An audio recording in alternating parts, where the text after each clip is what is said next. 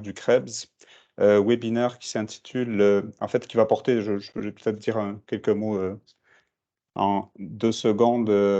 Attendez, excusez-moi, j'ai un petit problème technique ici. Donc, bienvenue, excusez-moi, à ce 4e webinaire du Krebs, donc du Centre de référence sur l'environnement bâti et la santé. Donc, un webinaire qui s'intitule Des lieux pour vieillir en bonne santé. Comme vous allez pouvoir le voir sur le clavardage, là, donc l'outil de conversation, ma collègue Maud Emmanuel Labesse a déjà mis en ligne le lien qui vous mène vers ce numéro opus qui a été publié à la fin du printemps, en fait, sur le site web de l'INSPQ. On va vous coller quelques informations là, dans le déroulement du webinaire, juste dans le clavardage, justement, des hyperliens vers le Krebs, etc. Donc, quelques mots peut-être pour commencer sur le Centre de référence sur l'environnement bâti et la santé. C'est un centre d'expertise qui répond à un besoin en fait d'intégrer, de partager des expertises et des connaissances sur les liens entre l'environnement bâti et la santé, beaucoup en soutien au réseau de la santé publique et de ses partenaires. Le Krebs, l'acronyme donc du Centre de référence sur l'environnement bâti et la santé, développe ses activités autour de 5 thématiques. Les réseaux de transport, les bâtiments, le design de quartier, les environnements alimentaires et encore les environnements naturels aménagés. Après cette brève introduction du Krebs, donc, le webinaire d'aujourd'hui porte plus spécifiquement sur l'influence de l'environnement bâti sur la santé et l'autonomie des personnes aînées, ainsi que sur l'aménagement de milieux de vie favorables au vieillissement en santé. Donc, vous pourrez trouver aussi plus d'informations écrites dans le numéro opus que Maud Emmanuel vous a partagé sur le clavardage. Donc, je l'ai mentionné, la présentation est préenregistrée. On va déposer un enregistrement pardon, de ce webinaire sur le site du Krebs un peu plus tard. Donc, le déroulement du webinaire va se faire en 2 phases essentiellement. Donc, on va, dans quelques minutes à peine, vous projeter la présentation. Cette fois-ci, c'est une formule un petit peu différente. Ça va être une présentation, un PowerPoint narré. Et suite à ça, on va avoir une période de questions.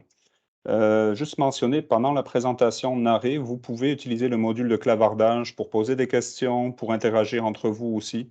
N'hésitez absolument pas, moi je vais en prendre note aussi, puis à la fin de la présentation, je pourrai vous redonner la parole pour certaines des questions qui auront été posées. Ce n'est pas nécessaire d'utiliser l'outil clavardage, vous pouvez lever la main à la fin de la présentation pour prendre la parole. Donc sans plus attendre, je vais vous présenter les 3, en fait, 3 collègues qui ont produit ce webinaire et qui ont préparé le PowerPoint narré, qui ont aussi fortement contribué à la rédaction du numéro opus. Alors tout d'abord, Maud Emmanuel Labesse. Je ne sais pas si on peut faire un coucou pour voir avec le signe de la main peut-être l'outil réaction. Bonjour. Merci beaucoup, Maud. Donc, Maud Emmanuel Labesse, qui est politologue et conseillère scientifique au Krebs et à l'Institut national de santé publique du Québec depuis 16 ans. Ensuite, Ariane Saint-Louis. Bonjour. Merci, Ariane. Donc, Ariane, qui est géographe de la santé et conseillère scientifique au Krebs et à l'Institut national de santé publique du Québec depuis 3 ans. Enfin, notre collègue David Demers-Bouffard. Bonjour tout le monde. Donc, David, qui est aménagiste et conseiller scientifique dans l'équipe changement climatique à l'Institut national de santé publique depuis 5 ans.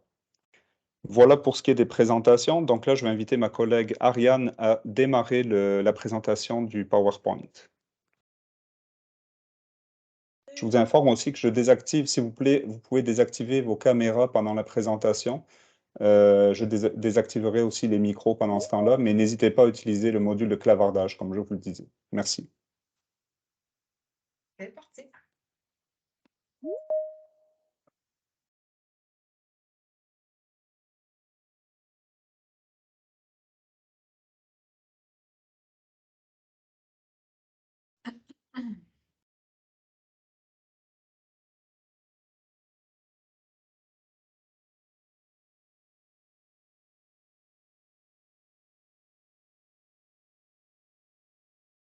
Ariane, je pense qu'on n'entend pas. J'entends rien. Effectivement, le son ne sort pas.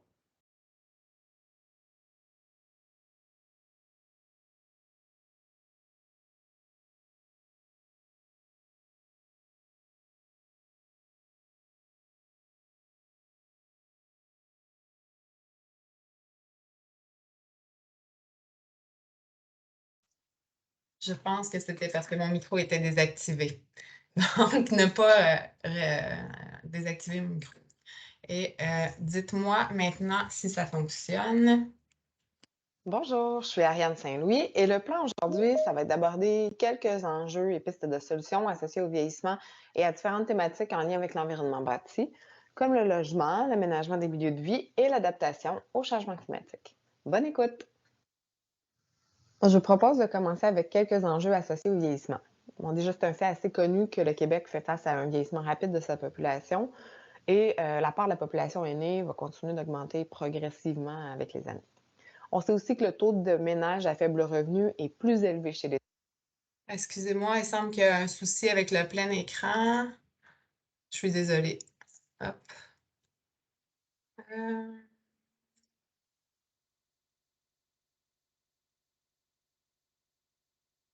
Oui, ici et comme ça. aînés. C'est parti. La moyenne nationale est à 16 %, alors que le taux grimpe à un peu plus de 23 % chez les ménages dont le principal soutien est un aîné et à près de 32 % lorsque le principal soutien est une femme aînée.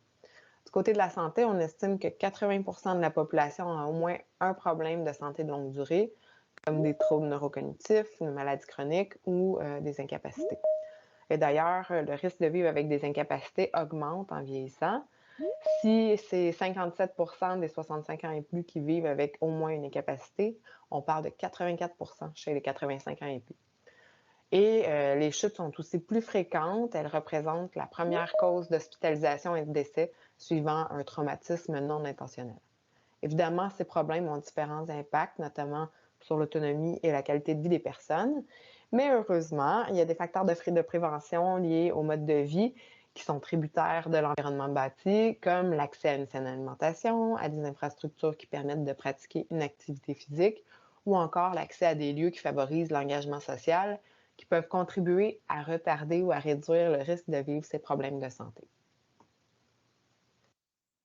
Ici Maude Emmanuelle Labesse, je prends la parole pour vous parler de l'habitation. Alors, comme Ariane vient de vous le mentionner, l'environnement bâti peut vraiment encourager la prévention et la protection en santé. Dans le cas des personnes aînées, le logement est un élément important de l'environnement bâti parce qu'elles tendent à passer beaucoup de temps au domicile. La plupart des personnes aînées souhaitent rester chez elles le plus longtemps possible, que ce soit dans leur maison, un condo, un appartement ou même une résidence privée pour aînés. C'est 90 % des personnes de 65 ans et plus qui habitent un domicile privé, mais évidemment, plus on avance en âge, moins cette proportion-là est importante. L'OMS, qui est l'Organisation mondiale de la santé, prône d'ailleurs l'importance d'adopter un mode de vie favorable à la santé et de participer activement à sa propre prise en charge à tous les stades de l'existence, et ce, même au stade de la vieillesse. Et c'est sans doute une des raisons pourquoi l'OMS a mis en place cette notion de vieillir chez soi, qui visait là, à soutenir les communautés dans l'adaptation au vieillissement des populations. La notion de vieillir chez soi se définit comme suit: c'est la capacité de vivre dans son propre domicile et sa propre communauté en toute sécurité, de façon indépendante et confortablement, indépendamment de l'âge, du revenu ou du niveau de capacité. La possibilité de vieillir chez soi, c'est sûr, ça se base sur un équilibre fragile entre le niveau de capacité des personnes. Puis si ce niveau de capacité-là n'est pas optimal, ben, leur accès à des services publics et communautaires et la présence d'un réseau d'aidants. Ultimement, tout ça doit reposer sur une notion de choix pour les personnes aînées. Dans la mesure où est-ce qu'on se dit qu'on essaie de garder les gens le plus longtemps possible à la maison, évidemment dans la mesure de leur désir, bien, il devient vraiment important de se questionner sur l'influence du logement sur la santé. Les personnes avec des meilleures conditions de logement sont généralement en meilleure santé que celles qui se retrouvent dans des logements de mauvaise qualité. Donc, la qualité et la sécurité des logements sont deux aspects qui ont une influence notable sur la santé de leurs occupants. Lorsque je parle d'un logement de mauvaise qualité, je fais référence à des conditions comme une ventilation inadéquate, un manque de protection contre les températures extrêmes, de l'humidité, des moisissures, des infestations de parasites, des expositions à des matières dangereuses, du surpeuplement. Donc, toutes ces conditions-là peuvent entraîner un certain nombre de pathologies respiratoires et cardiovasculaires, de l'anxiété, de la dépression, des troubles de l'humeur et une mauvaise qualité du sommeil. Les conséquences négatives d'un logement de mauvaise qualité sur la santé des occupants sont immédiates, mais elles peuvent également précipiter un déclin de l'état de santé général. Par exemple, si on a une personne aînée qui souffre d'une maladie cardiaque ou respiratoire, son état est plus susceptible de se détériorer dans un environnement froid ou humide que dans un environnement sain. Pour ce qui est de la sécurité, un logement où est-ce que la sécurité n'est pas optimale, c'est un logement où est-ce qu'on va retrouver des aménagements hasardeux ou encore simplement un logement qui est mal entretenu. Donc, ces logements-là en mauvais état sont associés à une augmentation du risque de chute, de blessures et de troubles musculo-squelettiques, ainsi qu'à une moins bonne santé mentale. L'abordabilité est un autre aspect du logement qui a une influence importante sur la santé. Alors, qu'est-ce que l'abordabilité? Selon la Société canadienne d'hypothèques et de logement, un logement est abordable si le ménage qui l'occupe y consacre moins de 30 de son revenu avant impôt. C'est sans doute la définition la plus courante, mais il existe aussi d'autres mesures de l'abordabilité qui tiennent en compte des éléments majeurs comme le niveau de vie ou la qualité du logement. Donc, je tenais à le mentionner. Bon, ceci étant dit, chez les personnes aînées, les enjeux d'abordabilité touchent particulièrement les femmes, les locataires et les personnes vivant seules. La décroissance des revenus qui succède souvent au retrait du marché du travail va amener, dans certains cas, un phénomène d'appauvrissement qui se répercute sur la capacité à régler son loyer. Et ça, c'est exacerbé d'abord par l'augmentation du coût de la vie. Hein. Les gens vont souvent avoir des revenus fixes, mais le coût de la vie continue d'augmenter au fil des années. Et le coût des services pour la réalisation de tâches quotidiennes, parce que souvent les personnes aînées vont avoir recours là, à des petits services pour les aider dans leur vie quotidienne, là, que ce soit pour aller faire les courses ou pour déneiger la voiture, tondre le gazon, etc. Donc, le fait de vivre dans un logement inabordable peut avoir des effets sur la santé. D'une part, c'est maintenant reconnu là, que l'incapacité à payer son logement, qu'on soit propriétaire ou locataire, c'est source d'anxiété et de dépression, et ça détériore la santé mentale. D'autre part, lorsque les coûts du logement représentent une portion importante des revenus des ménages, les sommes disponibles pour les autres besoins essentiels, comme se nourrir, se déplacer, se soigner, tout ça, c'est des sommes qui vont être moins importantes. Fait que dans ce sens-là, les logements inabordables ont des impacts indirects sur la sécurité alimentaire et la santé mentale et physique des gens. Je viens de parler de quelques raisons qui font que le logement a une influence importante sur la santé. J'aurais pu en évoquer plusieurs autres, je ne le ferai pas aujourd'hui. Par contre, mes collègues vont revenir sur certaines plus tard dans la présentation, notamment sur la localisation et l'accès. Pour l'instant, je vais me concentrer sur les avantages d'une offre résidentielle diversifiée pour les aînés et l'ensemble de la communauté. Donc, pourquoi une offre résidentielle diversifiée? Simplement parce que les personnes aînées ont des modes de vie, des capacités, des revenus et des besoins différents, et c'est important que l'offre réponde à cette diversité en étant diversifiée elle-même et qu'elle le fasse dans une mesure abordable. Donc, quels seraient les bénéfices d'avoir une adéquation entre les besoins et l'offre résidentielle? D'abord, ça améliorerait l'état de santé des personnes aînées pour toutes les raisons là, qui ont été citées précédemment. Ça limiterait la prévalence d'instabilité résidentielle et d'itinérance. Ça favoriserait le maintien des personnes aînées dans leur communauté, dans leur maison. Ça leur permettrait là, de vieillir chez elles. Ça encouragerait la participation sociale parce que lorsqu'on demeure dans une communauté à laquelle on est attaché, on a plus tendance à s'impliquer et là, il y a plusieurs bénéfices à la participation sociale. C'est mon collègue David qui va y revenir un peu plus tard. Ça protégerait la mixité sociale et les réseaux d'entraide. Pour les réseaux d'entraide, je veux juste préciser que c'est vraiment à double sens. C'est sûr qu'on aime ça avoir les personnes aînées autour de nous qu'on aime là, pour leur donner un coup de main au besoin, mais il ne faut pas oublier que elles nous aident aussi beaucoup en contrepartie. Si on pense aux jeunes familles, là, ça peut être bien important d'avoir des grands-parents disponibles pas trop loin. Et puis finalement, ben, ça alimenterait la vitalité économique et le dynamisme communautaire.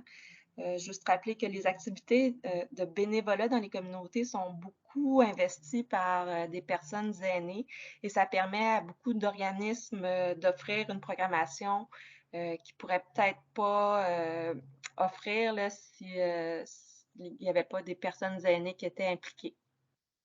Alors, comment faire pour avoir une offre résidentielle adaptée au vieillissement et pouvoir bénéficier de tous ces avantages-là? En ce qui a trait à l'environnement bâti, on peut intervenir sur le bâtiment et aussi sur le design et l'aménagement des quartiers. Sur le plan du bâtiment, plusieurs choses peuvent être faites pour s'adapter à la croissance démographique de la population aînée. D'abord, les constructeurs d'habitation devraient concevoir des bâtiments modifiables à moindre coût qui vont répondre aux besoins changeants des occupants à travers leurs différents cycles de vie, ce qui va leur permettre de demeurer dans leur domicile ou dans leur communauté s'ils le souhaitent. Il faut dire que c'est souvent plus rentable de construire de nouvelles habitations que d'adapter le parc résidentiel existant au vieillissement. Autrement, une aide financière suffisante devrait être accessible aux personnes aînées pour leur permettre d'adapter leur logement. On peut imaginer plusieurs mesures incitatives pour les propriétaires de logements pour les amener à aller dans ce sens-là. Par exemple, ça peut être des crédits d'impôt qui permettraient d'amortir les coûts de rénovation en échange de limites sur le coût du loyer. Les aménagements et les aides techniques qui améliorent la qualité des logements pour les personnes aînées visent le maintien à domicile et la maximisation de leur autonomie, en misant sur l'accessibilité physique, le confort et la sécurité. Sur le plan du design et de l'aménagement des quartiers, plusieurs mesures peuvent être mises de l'avant pour favoriser une offre de logements abordable, diversifiée et adéquate en taille.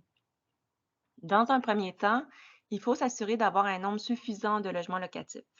Selon la SCHL, les agglomérations qui ont un taux d'inoccupation inférieur à 3 % de l'offre totale de logements locatifs se trouvent dans une situation de précarité. Donc, il faut avoir plus de 3 % des logements alloués vacants pour considérer que l'offre est minimalement adéquate. Ce que ça nous dit, c'est qu'il faut entretenir et préserver le parc locatif. En ce sens, limiter la conversion d'appartements en condos est une mesure qui peut être efficace parce qu'il a été démontré que même loués, les condos ont un loyer dont le prix est plus élevé que celui des logements d'immeubles construits à des fins locatives. Dans la même veine, on peut aussi proposer des subventions pour la réhabilitation d'unités locatives en échange d'une augmentation limitée des loyers. Pour ce qui touche à la construction de nouveaux logements locatifs, une politique de densification peut atténuer le prix des loyers à moyen terme. Ainsi, la construction de logements locatifs peut être encouragée par le relâchement de mesures qui limitent la densification ou la diversification de l'environnement bâti, par exemple. Des immeubles multifamiliaux peuvent être autorisés dans les milieux où ils ne sont pas présents. De la même manière, miser sur le logement social peut permettre à des ménages aînés d'accéder à un logement sain, abordable et aussi à un environnement communautaire intéressant.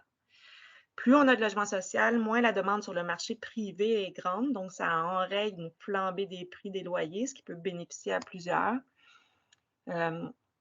On peut aussi renforcer le cadre réglementaire des rapports propriétaires-locataires et de son application. Ça permet d'assurer un meilleur accès aux logements locatifs abordables pour les aînés. On peut penser à plusieurs mesures comme l'instauration d'un registre des baux qui empêche là, que les loyers fassent des bons incongrus entre les locataires d'un même logement. On peut aussi penser à l'augmentation de la durée des baux ou au resserrement des motifs d'éviction valides. En ce qui a trait à la diversité et l'abordabilité des propriétés résidentielles, plusieurs mesures ont été employées ici et dans le monde et plusieurs ont eu des résultats positifs. C'est possible d'utiliser le zonage pour dépasser le modèle actuel où le marché développe une offre de résidence pour personnes aînées concentrée géographiquement dans les grands centres urbains. Donc, zoner pour favoriser l'insertion de ces résidences au sein de zones résidentielles à distance de marche des commerces ou de zones mixtes, et ceci même à l'extérieur des régions métropolitaines. On peut aussi servir du zonage d'inclusion pour réserver un pourcentage des nouvelles constructions d'une certaine envergure à des logements abordables. Le zonage d'inclusion peut être accompagné à ce moment-là d'incitatifs pour améliorer la faisabilité des projets. Par exemple, on peut moduler la densité qui est permise. À défaut de le faire, on pourrait demander aux promoteurs de contribuer à un fonds voué à la construction de logements sociaux.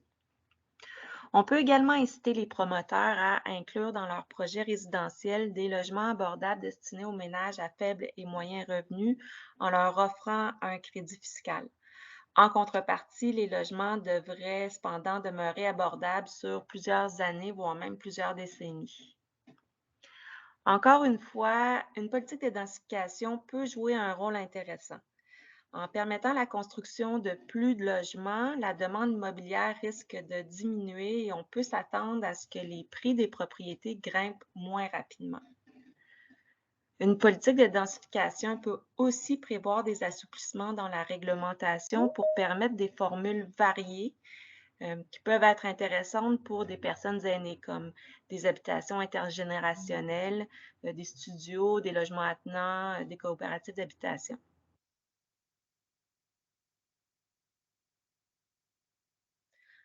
Dans les politiques de densification, on va beaucoup mettre de l'avant les immeubles multifamiliaux, d'une part parce qu'ils permettent de loger un plus grand nombre, mais d'autre part parce que l'unifamilial est déjà bien présente, là, du moins au Québec. Alors, on connaît déjà beaucoup d'immeubles multifamiliaux traditionnels, les duplex, les triplex, etc. Mais je vous présente ici là, d'autres modèles. Donc, en haut à gauche, on voit ici une coopérative et sur la droite, un projet de cohabitat. En dessous, on voit une maison pour personnes aînées qu'on peut facilement imaginer dans une perspective de densification douce. Et finalement, en bas sur la droite, on voit une maison bigénérationnelle. Enfin, il existe d'autres habitations qui sont peu ou pas présentes dans nos cadres réglementaires, mais qui peuvent présenter un intérêt dans une perspective de vieillissement ou encore dans une perspective de cohabitation multigénérationnelle. Je parle ici des logements accessoires qui sont, dans le fond, des appartements autonomes aménagés au sein d'une résidence ou qui sont attenants à une résidence. Donc, il y a différentes formules. Je vous en présente 3 ici. En haut à gauche, on voit un appartement au-dessus d'un garage. À droite, il s'agit d'un pavillon-jardin, donc c'est une maisonnette aménagée dans la cour d'une habitation. Et finalement, en bas, on voit 2 habitations sur ruelle.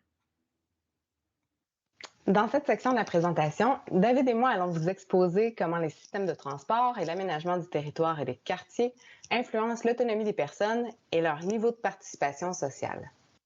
Alors, une offre diversifiée de transports actifs et collectifs ainsi que la mixité des usages du sol sont des facteurs déterminants de l'accessibilité au territoire, au commerce et aux services.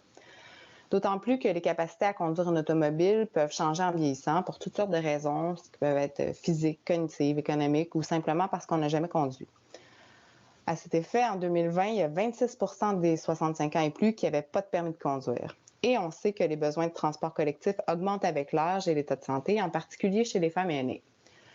À l'extérieur des centres urbains, la localisation des services et des commerces est souvent séparée des milieux résidentiels. En fonction de leur niveau de mobilité, les aînés peuvent avoir plus de difficultés à accéder aux biens et services, ce qui a évidemment un impact sur leur autonomie. L'aménagement a aussi un impact sur la pratique d'une activité physique, ainsi avoir près de chez soi l'accès à des trottoirs, des sentiers, des arrêts de transport collectif ou des services à distance de marche, ou encore avoir des lieux pour pratiquer des activités sportives sont des atouts importants pour favoriser la pratique d'une activité physique. Le tout, évidemment, à condition que les infrastructures soient sécuritaires et adaptées aux besoins des aînés. Considérant que tout déplacement implique une portion de marche et que la marche est une activité physique accessible à la plupart des aînés, c'est important de tenir compte de leurs particularités. En plus, les bénéfices de la marche pour la santé sont multiples pour cette population. On peut penser à une meilleure condition cardio-respiratoire, au contrôle du poids, à la baisse des maladies chroniques associées au surpoids, à une meilleure condition physique et musculo-squelettique, à la réduction du risque de développer de l'ostéoporose, à une meilleure santé mentale, et la liste pourrait continuer encore longtemps. Malheureusement, les aînés sont davantage victimes d'accidents de la route en tant que piétons et entre autres parce que l'environnement bâti ne tient pas toujours compte du fait que la marche se modifie avec l'âge pour toutes sortes de raisons d'ordre physique, cognitif ou psychologique. Ces modifications ont des impacts notamment sur la vitesse de marche, l'endurance, l'équilibre, l'initiation de la marche ou encore sur le sentiment de sécurité. Donc, c'est important de tenir compte des facteurs environnementaux qui jouent sur le risque d'accident chez les piétons aînés, comme l'entretien des trottoirs, l'aménagement des traversées et tout ce qui peut augmenter le niveau de confort et d'accessibilité sur un parcours. Je vous présente ici 3 solutions pour favoriser l'accessibilité, la mobilité durable et un mode de vie actif, particulièrement par la pratique de la marche, qui peuvent s'appliquer à différents contextes, par exemple pour le développement ou la revitalisation d'un quartier, ou même à l'échelle d'une rue ou des infrastructures communautaires. Donc, créer des milieux de vie complets, ça, c'est des milieux qui sont caractérisés par une importante mixité des activités et des usages à proximité des lieux de résidence. En plus d'inciter à la marche, ils réduisent aussi la dépendance à l'automobile et les risques qui y sont associés. À l'écran, vous voyez un exemple de la ville de 15 minutes. C'est un concept apparenté au milieu de vie complet. On peut aussi favoriser l'usage de modes actifs et collectifs en utilisant les principes de base du potentiel piétonnier. Par exemple, la connectivité des rues. Sur une grille de rue existante, ça pourrait être de demander un droit d'accès aux propriétaires pour créer des passages d'une rue à l'autre. Il y a aussi la mixité des usages qui peut se changer à l'aide du règlement de zonage. Et on peut aussi jouer sur la densité du bâti, soit par la construction de bâtiments multi-étages ou en permettant l'ajout de logements sur des terrains déjà bâtis, comme Maud Emmanuel en a parlé. Dans les milieux moins densément peuplés, les services de taxibus pourraient être développés pour favoriser l'accès au transport collectif. Et maintenant, aménager selon les principes du design universel, ça va être un atout pour réduire les risques de chute et d'accidents et augmenter le confort des déplacements. Pour les 2 prochaines diapos, je vais vous montrer quelques exemples qui peuvent aider à sécuriser et améliorer le confort pour les piétons aînés et donc contribuer à leur mobilité. En haut à gauche, vous avez des îlots refuges. Ça aide sur les longues traversées à segmenter la traversée. Et aussi, ça va aider avec l'évaluation de la vitesse de circulation des véhicules qui arrivent. Parce que ça peut être plus compliqué d'évaluer 2 sens à la fois. À droite, en haut, vous avez une saillie de trottoir. C'est des aménagements qu'on voit un peu partout au Québec. Ça, c'est intéressant parce que ça raccourcit la période de traversée et donc ça diminue le risque d'accident entre automobilistes et piétons. C'est important aussi de penser à la vitesse de marche des piétons aînés et pas que des piétons aînés en forme, mais de toutes sortes de piétons aînés qui peuvent avoir toutes sortes d'enjeux de mobilité. On peut aussi penser à l'éclairage des traversées et à la visibilité, notamment aux intersections, d'avoir des intersections qui sont dégagées va aider à l'intervisibilité entre automobilistes et piétons. Et il ne faut absolument pas oublier l'entretien de nos infrastructures, notamment en hiver avec le déneigement. À cause du vieillissement du système circulatoire, les aînés peuvent être plus sensibles aux variations de température. Alors, c'est important de prévoir des aménagements qui vont tenir compte du confort thermal. Ça peut être d'ajouter des éléments qui apportent de l'ombre et de la fraîcheur, comme les arbres, la végétation ou des parasols, ou de penser à des endroits pour se réfugier en cas d'intempéries et pour se réchauffer par temps froid, comme les abribus tempérés de Québec que vous voyez en haut à droite. Avec l'âge, on peut également se fatiguer plus rapidement en marchant. Alors, c'est important de penser à ce qu'il y ait des bancs ou des lieux pour se reposer, particulièrement à proximité des endroits fréquentés des aînés, comme les arrêts de transport collectif, les pharmacies, les parcs. Vous voyez sur l'image en bas à gauche des bancs assis debout qui permettent aux personnes qui ont du mal à s'asseoir et à se relever complètement de pouvoir se reposer sur un trajet. Ça peut être une autre option complémentaire au banc. Et évidemment, l'accès à des toilettes publiques accessibles est un atout à la mobilité des aînés. Je passe maintenant la parole à David qui va aborder les milieux de vie, mais sous l'angle de la participation sociale.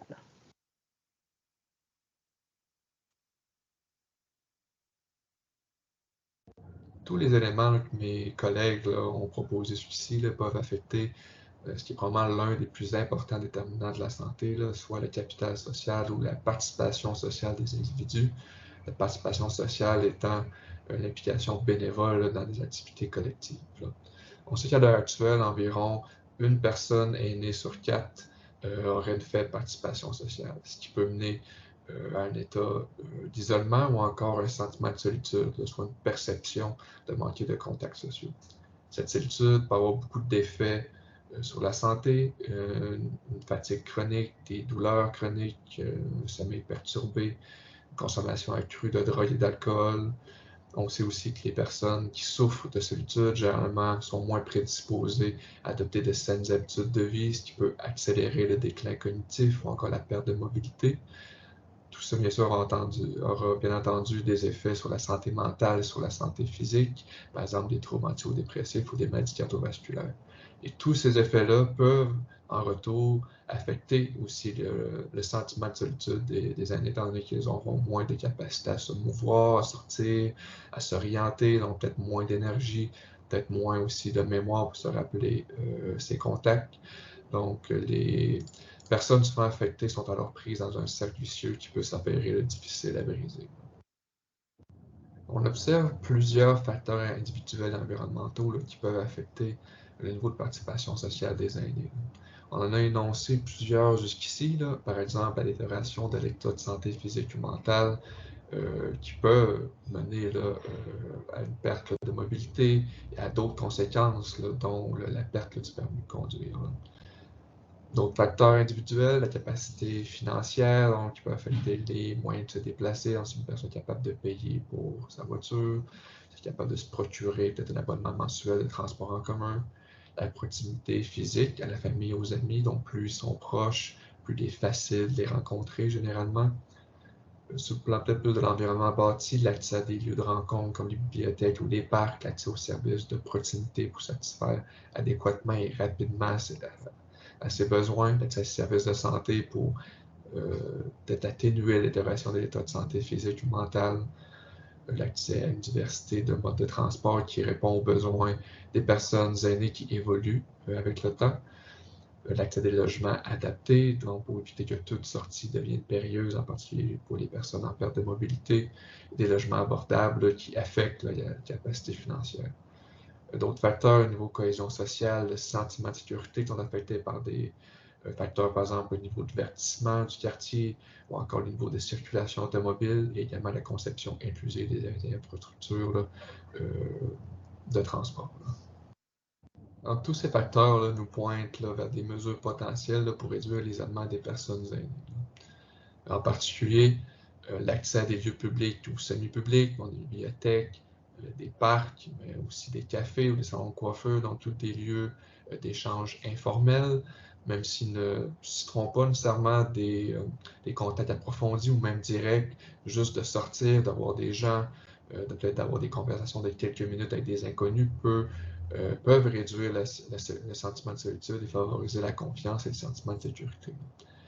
Bon, pour avoir un meilleur accès à ce type de lieu-là, il faut une plus grande mixité des usages, par exemple résidentiel, commercial, récréatif, une plus grande diversité de logements qui correspond aux besoins des personnes âgées, mais aussi de leur réseau social, l'entretien des infrastructures de transport pour se rendre à ces lieux publics qui soient adaptés donc aux besoins des aînés par une conception plus inclusive, d'autres initiatives comme l'écriture urbaine ou cuisine collective qui, en plus de permettre, disons, la construction d'un réseau social, peuvent aussi encourager l'activité physique et la consommation de fruits et légumes.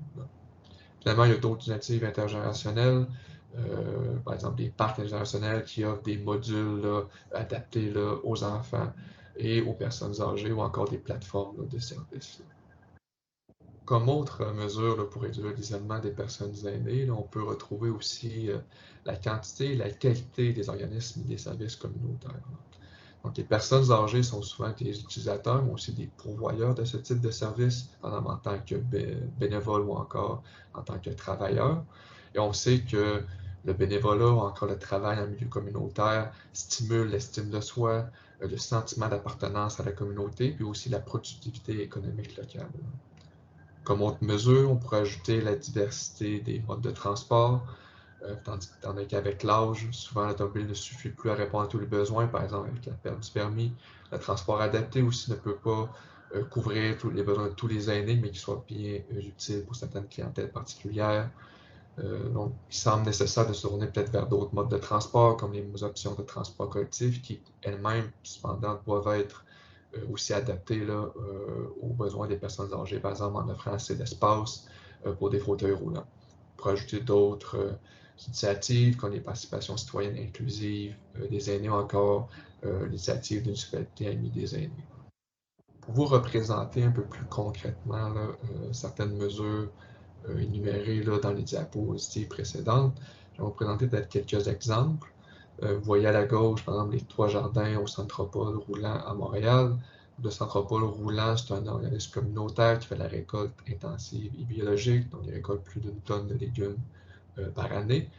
Même si ce n'est pas nécessairement un organisme intergénérationnel en soi, c'est-à-dire que les personnes âgées ne participent pas nécessairement à la récolte des fruits et légumes. L'un des objectifs de l'organisme, c'est de redistribuer les produits, surtout aux personnes en perte d'autonomie sur son territoire, donc qui inclut une forte proportion là, de personnes aînées. Ils offrent aussi un service de livraison à domicile avec l'objectif explicite de créer des liens sociaux avec la clientèle. Donc, ils encouragent le livreur, par exemple, de rester un certain temps là, avec la personne. À la droite, vous voyez plutôt le jardin de la récolte des générations ordonnables, donc qui se situe sur un terrain d'une résidence pour aînés. Donc, ça inclut un jardin collectif de 2500 pieds carrés, aussi des serres situées sur le terrain, avec des cuisines collectives également. Donc, il y a plusieurs activités qui sont offertes aux citoyens, donc des activités qui visent quand même diverses générations, donc des ateliers culinaires, des spectacles de chansonniers, des contes, des formations d'horticulture également. Là. Puis, il y a aussi de l'animation pour les enfants pour tenter de les impliquer davantage. On peut voir ici 2 autres exemples pour tenter là, de représenter un peu plus de mesures pour réduire l'isolement des personnes aînées. À la gauche, vous pouvez voir là, les normes de logement intergénérationnel à Saint-Jean-sur-Richelieu. Donc, d'autres villes qui proposent ce type de normes-là. Donc, c'est un exemple. Peut-être un logement intergénérationnel là, pour vous informer. C'est un logement anciennement qui accueillait seulement un ménage, qui maintenant peut en accueillir plusieurs de même famille. Ici, c'est un dépliant qui explique un peu la démarche pour transformer justement peut-être son logement en un logement intergénérationnel. Il y a certaines limites associées au profil actuel. C'est souvent encore très lourd dans certains cas comme démarche, encore plusieurs contraintes réglementaires, mais ça reste tout de même un avancement par rapport au zonage là, pour des logements unifamiliaux seulement. À la droite, vous voyez plutôt un parc intergénérationnel situé à Danville, donc qui inclut un sentier des exerciceurs, donc un circuit avec des appareils d'entraînement accessibles gratuitement, adaptés aux besoins des personnes âgées. On peut y voir des panneaux des exercices possibles, on y a installé des croque-livres, des aires de pique-nique et d'autres aires de repos. On y organise aussi là, plusieurs activités là, communautaires là, dans le parc, là, par exemple, là, des sentiers d'or. Donc, j'enchaînerai peut-être avec un autre sujet un peu plus à grande échelle, là, soit l'adaptation au changement climatique. Donc, on va vous présenter un peu de façon succincte là, quels sont les effets là, bref, du climat sur la santé des personnes aînées, mais également des solutions là, pour tenter là, de les réduire là, à court et à plus long terme. Donc, pourquoi les personnes aînées sont plus vulnérables aux aléas climatiques? Elles présentent plusieurs facteurs de risque. Par exemple, elles ont une moindre capacité à se thermoréguler et à s'hydrater. Elles ont généralement des maladies chroniques dans une plus grande proportion. Elles souffrent aussi davantage d'isolement social ou de solitude, donc ils peuvent mener leur capacité à aller chercher de l'aide. Toutefois, cette vulnérabilité va changer, va varier fortement en fonction des individus selon le cumul de ces facteurs de risque. Là. Par exemple, une étude réalisée au Québec révélait qu'une personne aînée qui présente 6 facteurs de risque ou plus risque 7 à 8 fois plus élevé d'être hospitalisée ou de décéder lors de chaleur extrême, comparativement à une personne aînée qui ne présente qu'un seul facteur de risque. On sait aussi que les personnes aînées sont davantage affectées par des logements froids, chauds, humides, dont le climat extérieur influence la prévalence, et ça peut avoir des effets, par exemple, sur la santé respiratoire ou encore même sur la santé mentale des personnes aînées. À l'extérieur, l'épisode de verglas, l'épisode de gel-dégel, donc qui font par exemple des couches de glace au sol, peuvent augmenter le risque de chute et donc de blessures et de perte de mobilité et d'autonomie pour les personnes aînées. Ça peut aussi le déneigement peut entraîner des problèmes physiques, étant donné que ça exige un effort cardiovasculaire accru, donc ça peut mener à un risque de maladie cardiovasculaire. Comme autre effet potentiel des changements climatiques, comme la pollution atmosphérique ou les épisodes de smog, on sait par exemple que la chaleur augmente la formation de certains polluants comme l'ozone, et ces polluants-là peuvent causer des maladies pulmonaires chroniques ou des maladies cardiaques, ou même des maladies liées au déclin cognitif chez les personnes aînées. Concernant peut-être les événements météorologiques extrêmes, comme les feux de forêt et les inondations, ils peuvent parfois mener à des évacuations. Pour les personnes aînées sont particulièrement affectées par ces évacuations parce qu'elles sont plus sensibles aux interruptions, aux services de santé ou encore aux médicaments. Parfois, on voit, par exemple, que les personnes aînées qui n'ont pas évacué présentent des résultats parfois plus favorables sur leur santé que les personnes qui ont évacué. Dans les milieux plus ruraux ou les milieux, peut-être les municipalités qui puisent leur eau dans les eaux souterraines, il peut y avoir des enjeux liés aux maladies d'origine hydrique, par la suite d'inondations, de sécheresse, ça peut entraîner un déplacement en la concentration d'agents pathogènes dans les sources d'eau potable. Donc, lorsqu'une personne ingère peut-être certaines l'eau qui serait ainsi polluée, là, ça pourrait mener à des maladies, par exemple, gastro-intestinales. On sait que les personnes aînées sont plus sensibles. Pour emmener des enjeux plus globaux de réduction de la sécurité, de la propriété de vie chez soi, par exemple, là, dans les milieux côtiers, où une personne aînée pourrait être obligée, disons, de s'émanciper de son milieu, donc de déménager. Et tout ça et bien d'autres effets vont bien sûr s'intensifier avec les changements climatiques. Maintenant, comment réduire l'effet du climat sur les personnes aînées? Dans toutes les mesures peut-être de lutte contre les eaux de chaleur urbaines, donc les mesures de verdissement ou de déminéralisation.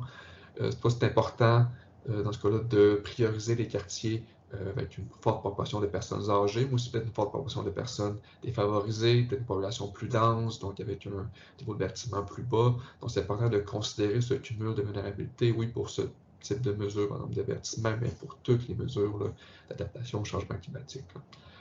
Pour peut-être éviter un effort cardiovasculaire trop intense, pour aussi offrir un service d'aide au déneigement pour les personnes aînées, tenter de déneiger en priorité les quartiers de proportion élevée des personnes âgées pour éviter tant qu'ils sont plus affectés dans leur mobilité.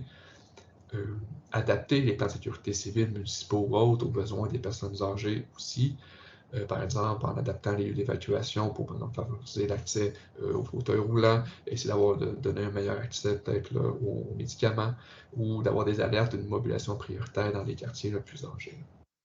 Plus globalement, toutes les mesures d'adaptation qui sont généralement avalées par la population en général risquent de l'être aussi pour les personnes âgées. Peut-être des mesures différentes, mais tout de même. On pourrait nommer la réhabilitation des berges qui peut réduire l'érosion côtière ou la force des inondations. Ça peut être diversifié pour voir les options de mobilité durable pour diminuer les émissions de polluants atmosphériques ou de chaleur, par exemple, liées aux véhicules et même de bruit. Offrir des programmes de rénovation des logements pour s'assurer que les logements soient bien isolés, soient bien ventilés pour éviter peut-être des logements chauds, froids ou humides. Des programmes de sensibilisation pour les tests d'eau potable aussi peuvent être envisagés, comme la voie de trousse ou de tests d'échantillonnage pour inciter les ménages à tester leur eau potable plus régulièrement. Donc, c'est pas une liste exhaustive, mais ça en fait partie pour montrer quelques exemples de tout l'éventail de mesures qui vont être mises en place. Pour vous représenter un peu les actions qui peuvent être mises en œuvre pour réduire les effets de la chaleur sur la santé, je vous présente ici le plan d'intervention chaleur de la région de Montréal qui découle d'une collaboration entre le réseau de la santé et des services sociaux et la ville de Montréal. C'est un plan en plusieurs phases selon des indicateurs bien établis de santé publique, Donc, dans les premières phases, on peut parler on met en œuvre des campagnes dans les quartiers les plus à risque. Ils vont déployer des espaces climatisés. D'ailleurs, comme vous voyez à droite, là, ils offrent aussi une carte en ligne des points de réfléchissement là, sur le territoire. Bon, ils vont allonger les heures de piscine aussi. Dans la phase ultime, faire du porte-à-porte aussi, également dans les quartiers les plus vulnérables, là. Et une étude avait évalué que après l'implantation de ce plan-là, dans les 3 années qui se fait l'implantation en 2004, en fait, le nombre de décès associés à la chaleur avait diminué de 3 par jour. Donc, après une vague de chaleur de 3 jours, on parlait d'environ une diminution de 8 personnes. Puis c'est une diminution qui était observée surtout chez les personnes âgées et chez les personnes défavorisées. Donc, ça avait permis de réduire les écarts de mortalité entre les quartiers avec une population plus vieillie, les quartiers avec une population moins vieillie, et les quartiers défavorisés et les quartiers plus favorisés, là.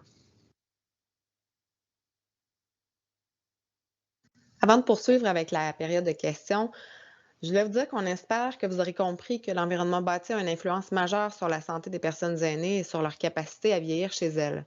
Mais ce qui est encore plus important de retenir aujourd'hui, c'est que agir sur l'accès à du logement sain et abordable, sur l'aménagement de milieux de vie complets qui favorisent la mobilité et la participation sociale, et sur la résilience au changement climatique est bénéfique autant pour les aînés que pour l'ensemble de la population. Merci pour votre écoute. Je vais arrêter le partage d'écran. Et voilà. Merci beaucoup, Ariane.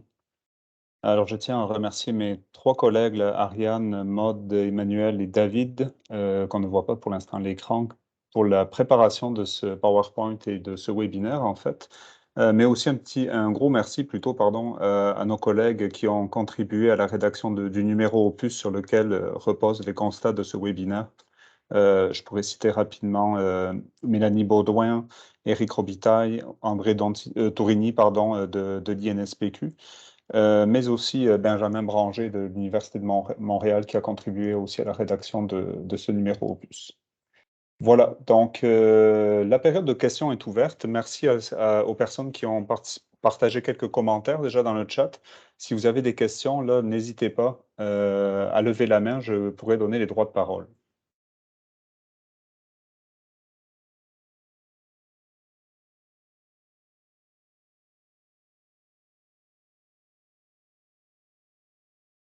Oui, bonjour Émile Tremblay.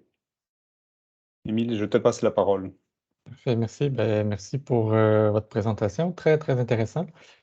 Là, j'étais en train de survoler en même temps l'opus lui-même, puis j'ai pas trouvé la réponse, mais donc je me risque là, peut-être que c'est déjà là où vous l'avez dit, mais bon, la question du logement pour les aînés, c'est très intéressant. Puis là, je me disais, bon, supposons que quelqu'un, bon, un professionnel médecin en santé publique conseille des municipalités sur les meilleures stratégies ou façons pour maintenir les aînés dans leur milieu. Il peut y avoir différentes typologies ou différentes stratégies, si on veut, là, en termes de construction résidentielle. Mais bon, mon point est sur les résidences pour personnes âgées. Je me demandais si, dans votre survol de la littérature, vous avez vu des différences entre, on pourrait dire, bon, la construction de résidences pour personnes âgées, pas nécessairement avec service, peut être pour des personnes autonomes.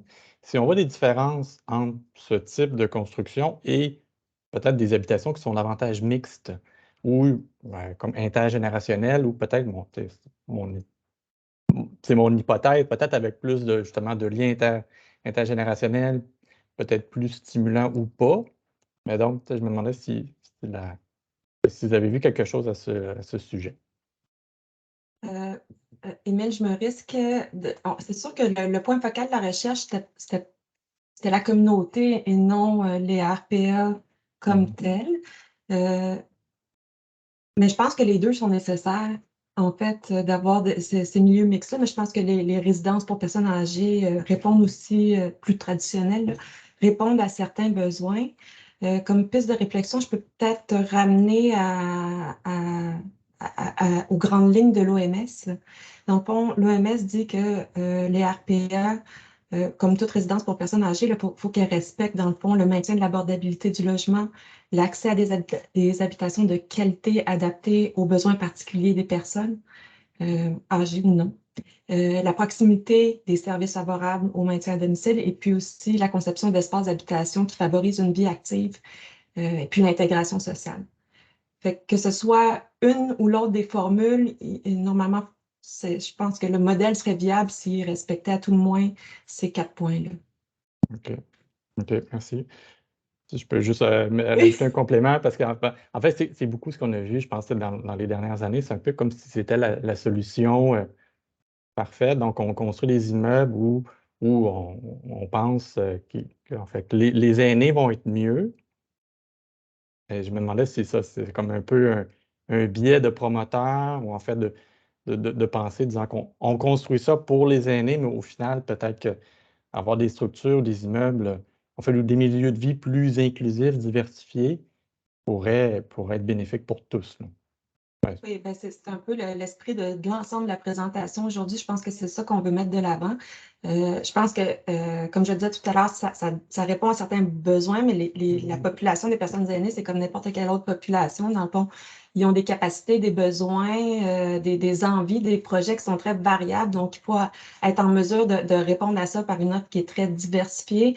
Puis, je pense que ce qu'il faut faire, d'abord et avant tout, là, puis c'est peut-être une étape qui est escamotée, c'est un bon diagnostic du territoire. Dans le fond, c'est quoi, quel genre de population on a, quels sont leurs besoins. Puis dans cette étape-là, je pense que ça serait peut-être une bonne chose de faire une démarche de participation citoyenne justement pour aller chercher ce genre de besoins-là. Puis après ça, de faire aussi une démarche pour savoir le parc immobilier qu'on a, c'est quoi exactement, qu'est-ce qu'il offre, qu'est-ce qui est loué, qu'est-ce qui ne l'est pas, quelles sont les dynamiques immobilières pour être capable de faire l'adéquation entre les deux. Donc, ça serait probablement ça là, que je recommanderais aux municipalités ou aux gens qui se posent cette question-là. Là, c'est peut-être de passer plus de temps sur le diagnostic. Ça va apporter plus de réponses pour après sur qu'est-ce qu'on a besoin de construire et qu'est-ce qui va répondre aux besoins des gens. Merci. Merci. Ça a bien du sens. Merci beaucoup pour cette question très pertinente, surtout dans le contexte actuel. Je voudrais passer la parole à Mahaman Ibrahima aussi, qui a une question ou une intervention à faire. Oui, bonjour tout le monde. Bonjour. Je vous remercie très sincèrement de ce exposé très clair, très pertinent. Ça nous aide, ça nous guide. Ma question, il y avait une partie de la réponse qui est arrivée, mais je la pose quand même. Tout le monde fait la promotion vraiment des habitations, de l'environnement intergénérationnel. C'est un gros avantage. Mais moi, dans mes lectures, en Europe, ça s'est passé aux États-Unis aussi. Cette cohabitation n'est pas totalement sécuritaire pour les personnes âgées. Il y avait des cas et il y avait des craintes au début. Qu'est-ce que vous conseillez aux municipalités ici pour pouvoir vraiment rendre cette cohabitation plus sécuritaire pour les personnes âgées?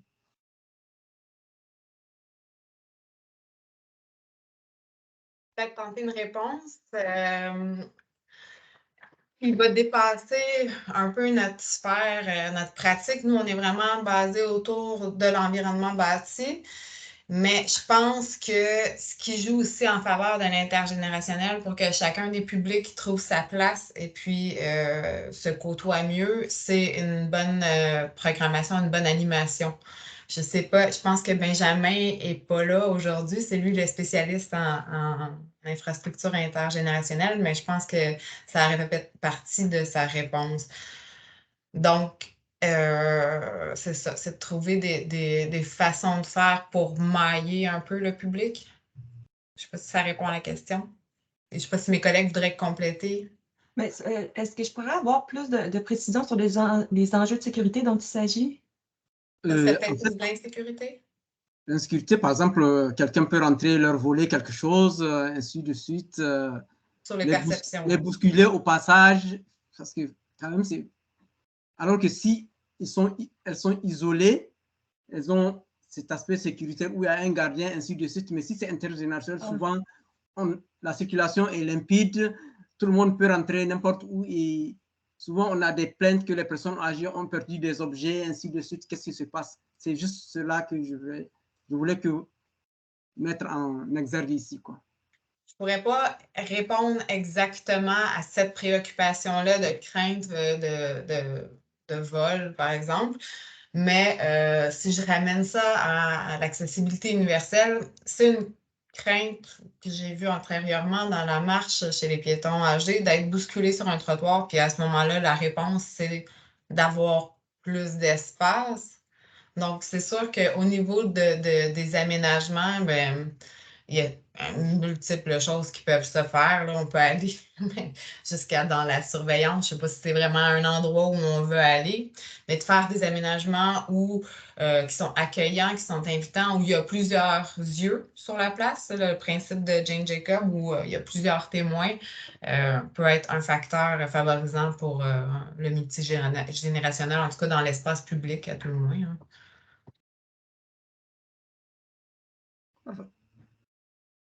Merci beaucoup pour cette question, ces réponses.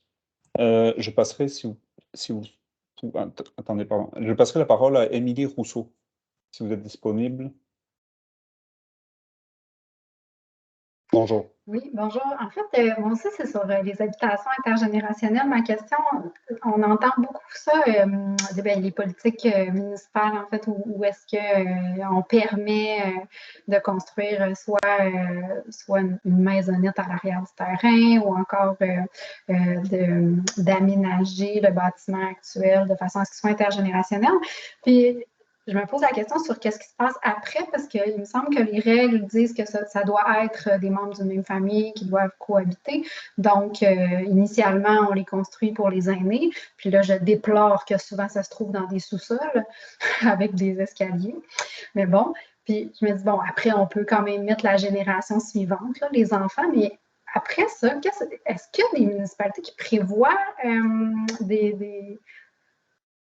des fonctions, en fait, à ce logement-là qui est attenant, mais qui doit être habité par des membres d'une même famille? Je trouve que ça pose un enjeu comme après, puis c'est moins intéressant comme stratégie à ce moment-là. Je peux peut-être tenter une réponse. Là. Effectivement, ça peut paraître comme être limitant un peu de dire c'est seulement de la même famille qu'une personne âgée peut vraiment s'installer dans un logement intergénérationnel, mais les réglementations varient de municipalité en municipalité. Dans certains cas, ça pourrait être de dire c'est un logement intergénérationnel, mais pas nécessairement de la même famille, même si c'est généralement le cas. Il y aurait une possibilité de le faire. Ou simplement de permettre des unités accessoires qui pourraient être accessibles aux aînés plus généralement. Donc, il y a plusieurs façons de jouer avec la réglementation.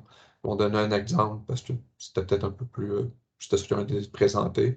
Mais Maud Emmanuel a présenté d'autres modèles qui peuvent être accessibles aux aînés aussi sans nécessairement être précisément pour eux, mais qui pourraient profiter là, quand même. Avez-vous des exemples de municipalités comme ça qui rendent ça possible? C'est quand même une mode aussi, les oui, si vous voulez des exemples, vous pouvez nous envoyer un courriel. On pourra peut-être vous en envoyer là, par la suite. OK, parfait. Merci beaucoup. Merci. Je vais prendre la prochaine question de Frédéric Desjardins. Il y a une question aussi dans le clavardage qui porte sur le territoire rural. Si on a quelques secondes pour y répondre tantôt. Bon, oui, bonjour. C'est pour réagir à la question, à la notion du sentiment de sécurité ou de la sécurité. Il y a toutes les approches, les projets, les initiatives là, qui prônent le voisinage bienveillant, les communautés bienveillantes. Là, puis, ça peut se décliner de différentes façons. Ça peut être dans le cadre de programmes de jumelage ou sinon des programmes un peu plus larges qui ciblent le grand public, là, comme Voisins solidaires ou la fête des voisins, donc qui permet de sensibiliser l'ensemble de la communauté ou d'un quartier. Donc, c'est ce que je voulais apporter. Là.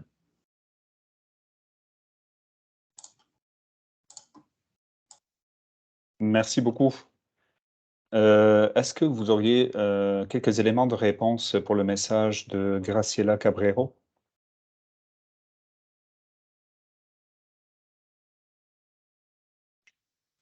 Je peux y aller peut-être. Hein? Peut-être quelques Oui, éléments. merci, David. Pour effectivement les différences entre les milieux peut-être plus ruraux puis peut-être plus urbains. peut-être si on a beaucoup démontré, c'est peut-être plus les principes généraux sur comment ils s'appliquent, vont peut-être s'appliquer différemment entre milieux ruraux, milieux urbains. Je pense, par exemple, offrir d'autres options de transport collectif, ceux qui ne s'entendent pas en milieu ruraux, qu'il y ait des gros autobus, disons, mais ça peut être des minibus, des taxibus, donc une façon d'adapter ça. Puis la même chose pour les logements. On comprend qu'il n'y aura peut-être pas des logements de 8. On parlait de politique de densification. Dans le milieu rural, c'est peut-être plus d'avoir des unités accessoires, de permettre des duplex ou des triplex, alors que dans le milieu urbain, on pense peut-être plus peut-être des logements avec un peu plus d'étages.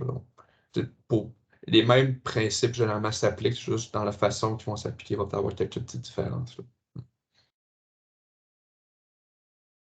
Merci, David. Est-ce qu'il y a quelques dernières réactions? On arrive à la fin de l'heure du webinaire, pardon. Si jamais il y a une dernière intervention, n'hésitez pas. Sinon, je vous rappelle que là, n'hésitez pas à nous écrire là, si vous avez d'autres questions ou réactions après le webinaire. Là, ça nous fera plaisir d'y répondre. Ah, il y a une dernière question.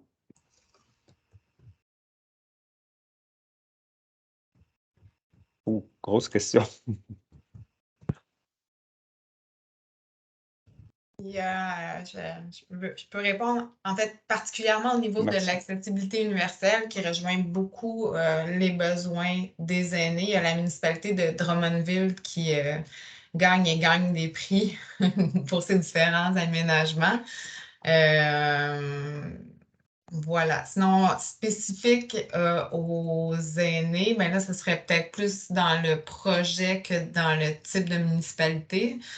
Il y a des projets super intéressants, notamment au niveau de l'intergénérationnel. À Montréal, il y en a à Québec. Bon, c'est ça. Mais une municipalité comme telle, ben, il y a vraiment que Drummondville qui me vient en tête, particulièrement pour ses atouts d'accessibilité universelle. Mais ça soulève une question qui nécessiterait une petite recherche et un retour si jamais vous êtes intéressé à aller plus loin, là, juste à nous écrire à l'adresse du CREBS. On a, dans le numéro opus, il y a une petite section à la fin où est-ce qu'on donne quelques exemples qu'on trouvait intéressants. Donc, vous pouvez toujours aller voir ça. Puis si jamais vous avez des thématiques sur lesquelles vous voulez des exemples, vous pouvez aussi nous écrire, là, puis on pourra vous revenir par la suite. Jean-Philippe Desrochers, je vous passe la parole. Oui, bonjour. Je ne sais pas si ma caméra fonctionne. Là, je ne me vois pas, mais oui, OK, d'accord. Oui. Dans le fond, c'était pour faire suite aux commentaires d'Émilie sur l'intergénérationnel et les bâtiments attenants. J'ai mis juste dans la conversation un lien sur qui est sorti en mars 2022 pour aider les municipalités avec la réglementation sur le climat. Dans le fond, puis dans ça, pour l'avoir lu, il y a une section sur l'habitation puis les maisons attenantes. Donc, ce sont simplement des exemples de ce que certaines municipalités ont fait pour adapter leur réglementation.